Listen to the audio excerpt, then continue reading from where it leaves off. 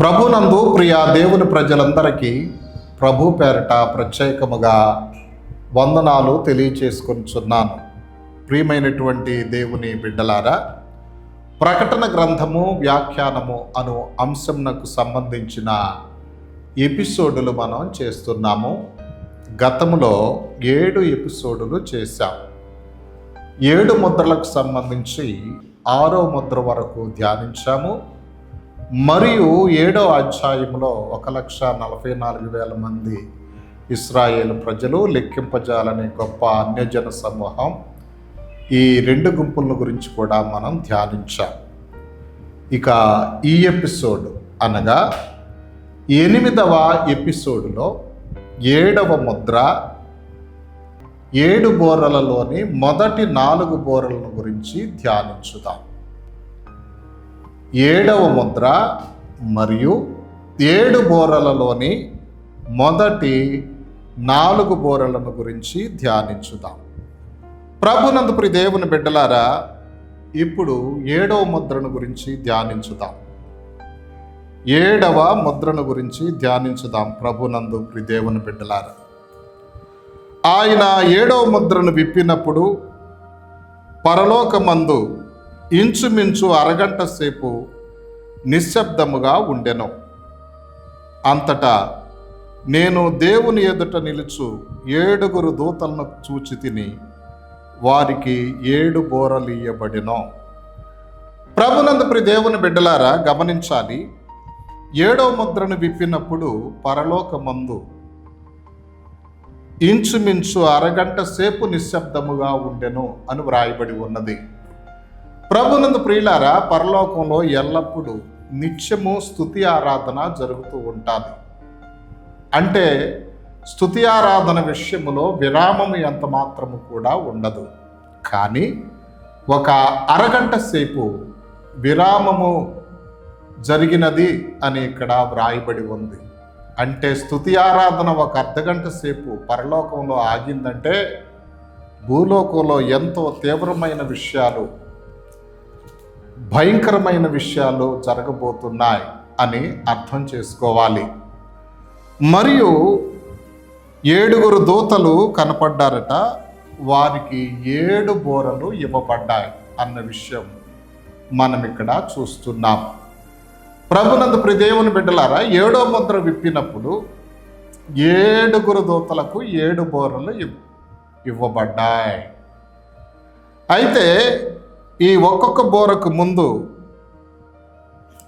ఈ ఊదటానికి ముందు ఒక దేవదూత పరిశుద్ధుల ప్రార్థనను ధూపద్రవ్యాలతో కలిపి దేవునికి ధూపముగా సమర్పించుట మనం 3వ వచనము నుండి 5వ వచనం వరకు చూడగలము. ప్రకటన గ్రంథం 8వ అధ్యాయము 3వ వచనము నుండి 5వ వచనం వరకు.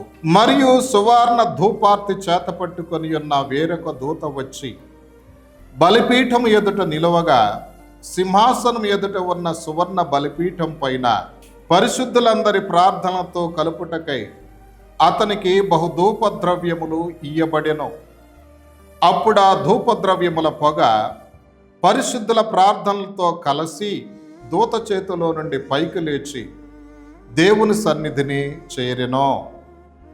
ప్రభునందు ప్రియ దేవుని బిడ్డలారా, గమనించాలి.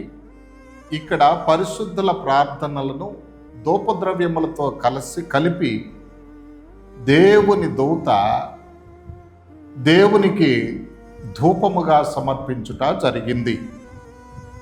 ఇదే విషయం మనం ఇలాంటి అనుభవాన్ని ప్రకటన గ్రంథం 5వ అధ్యాయం 8వ వచనములో 24 పెద్దలు చేయుట జరిగింది. చూడండి, ప్రకటన గ్రంథం 5వ అధ్యాయం 8వ వచనం. ఆయన దాన్ని తీసుకొనినప్పుడు ఆ 4 జీవులను, వీణెలను, ధూపద్రవ్యములతో నిండిన సువర్ణ పాత్రలను పట్టుకొని ఉన్న 24 పెద్దలను ఆ గొర్రెపిల్ల ఎదుట సాగిలపడిరి. ఈ పాత్రలు పరిశుద్ధుల ప్రార్థనలు. ప్రియ దేవుని బిడ్డలారా, పరిశుద్ధుల ప్రార్థనలను అంటే ఈ లోకంలో, భూలోకంలో మరి పరిశుద్ధులు విజ్ఞాపన చేస్తారు. ఆ ప్రార్థనను 24 పెద్దలు బంగారు పాత్రలో పెట్టి దేవునికి ధూపముగా సమర్పించినట్లు ప్రకటన గ్రంథం 5వ అధ్యాయం 8వ వచనంలో చూచినాం.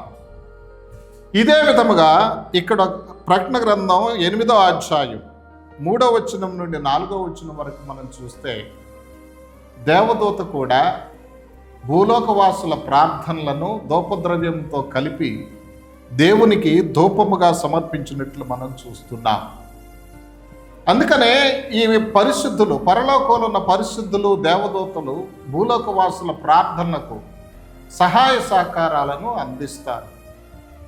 అవును దేవుని బిడ్డలారా, పరలోకంలో ఉన్న పరిశుద్ధులు కూడా ప్రార్థన చేస్తారు.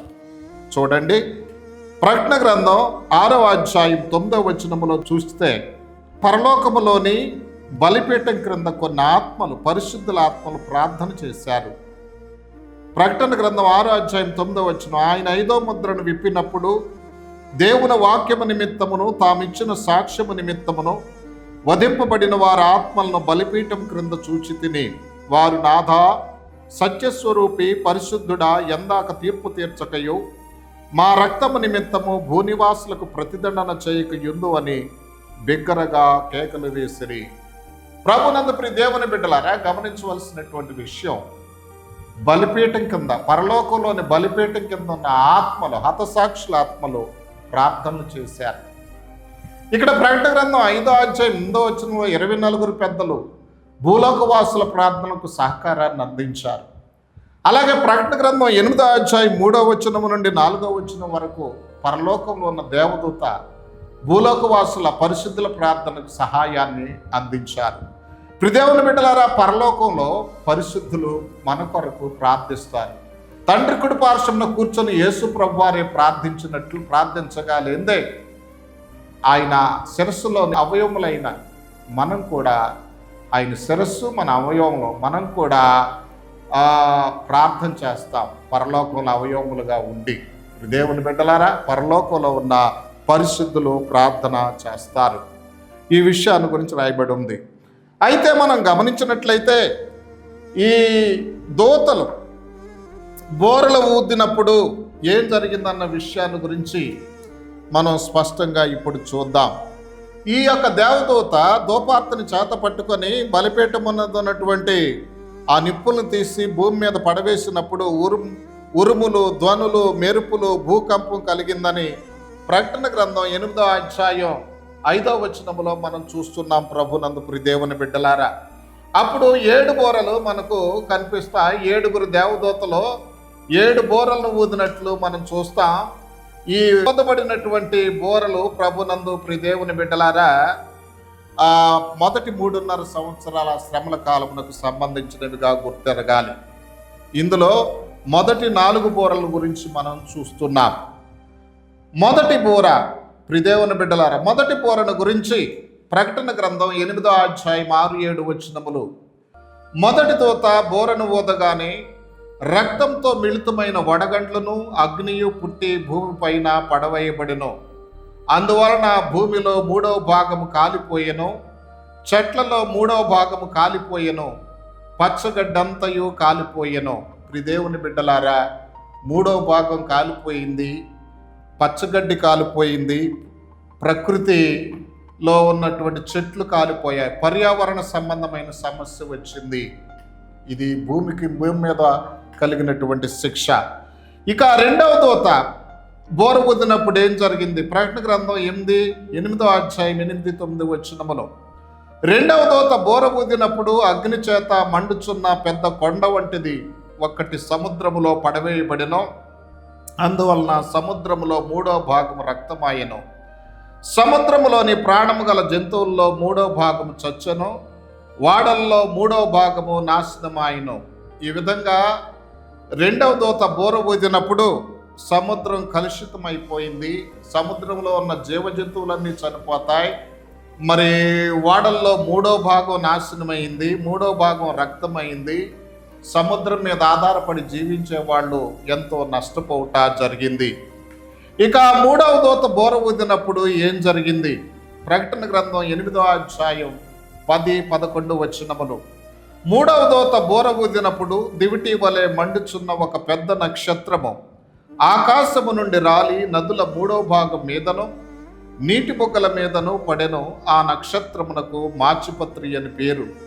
అందువల్ల నీళ్లలో 3వ భాగము మాచిపత్రి ఆయను. నీళ్లు చేదైపోయినందున వాటి వలన మనుషుల్లో అనేకులు చచ్చరి. దేవుని బిడ్డలారా, 3వ దూత బోర ఊదినప్పుడు మరి తీర్పు నీటి బొగ్గల మీద నదుల మీద వచ్చి నీరు విషంగా మారిపోయింది. అనేకులు చనిపోయారు. 3వ భాగం. ఇక ఆఖరి బోరను గురించి మనం ధ్యానించుదాం. ప్రభునందు ప్రియ దేవుని బిడ్డలారా, ప్రకటన గ్రంథం 8వ అధ్యాయం 12వ వచనం. 4వ దూత బోర ఊదినప్పుడు సూర్యచంద్ర నక్షత్రముల్లో 3వ భాగము చీకటి కమ్మినట్లును, పగటిలో 3వ భాగమున సూర్యుడు ప్రకాశింపకుండానట్లును, రాత్రిలో 3వ భాగమున చంద్ర నక్షత్రములు ప్రకాశింపకుండానట్లు వాటిలో 3వ భాగము కొట్టబడెను. ప్రిదేవుని బిడ్డలారా, భూమిపైన కాంతిని ఇవ్వకుండానట్లు దేవుడు తీర్పు ఆకాశ వస్తు రూపములను అడ్డుకొనుట ఇక్కడ మనం చూస్తున్నాము. ప్రిదేవుని బిడ్డలారా, గమనించాలి. ఈ విధంగా మరి 4 బోరలు ఊదుట ద్వారా భూవాసులకు శ్రమలు సంభవించాయి. అప్పుడు సంఘం భూమి మీద లేదు. సంఘం ప్రకటన గ్రంథం 4వ అధ్యాయం మొదటి 2 వచనాల్లోనే ఎత్తబడింది. విడవబడిన వారికి శ్రమలు సంభవిస్తాయి. ప్రియదేవుని బిడ్డలారా, 3వ భాగం శిక్షకు గురి అవుతున్నారు. అయితే దేవుడు కరుణామయుడు గనుక ఒక భాగం ప్రజలను అలాగే ఉంచారు శేషంగా మారు మనసు పొందడానికి. ఇది ప్రభువునందు ప్రియదేవుని బిడ్డలారా ఎపిసోడ్కు సంబంధించినటువంటివి. దయచేసి ఈ దేవుని మాటలు వింటున్నటువంటి మీరు ఈ ఎపిసోడ్ను అర్థం చేసుకొని మిగతా ఎపిసోడ్ల కొరకు ప్రార్థన చేసుకొని సిద్ధముగా ఉండండి. ప్రార్థన. దయగలిగిన నాయన, ప్రేమ కలిగిన తండ్రి, మా ప్రభువా, మా రక్షకుడా, మీ ఘనమైన నామమునకు వందనములు, స్తోత్రములు. ప్రకటన గ్రంథ వ్యాఖ్యానమునకు సంబంధించి ప్రియ ప్రభువా, దేవా, 7వ ముద్ర మొదటి 4 బోరల గురించి మాకు తెల్లగా తెలియపరిచినందులకు స్తోత్రాలు. ప్రభువా, మేము ఎంతో జాగ్రత్త పడి సిద్ధపడే కృప మాకు దయచేయి. మిగతా ఎపిసోడ్లు కూడా నాయన ప్రార్థనాపూర్వకంగా మేము విని తండ్రి మీ రాకడకు సిద్ధపడే భాగ్యం దయచేయమని యేసుక్రీస్తు వారి శ్రేష్టమైన నామములో ప్రార్థించి స్తుతించి వేడుకొనుచున్నాము పరమ తండ్రి. ఆమేన్.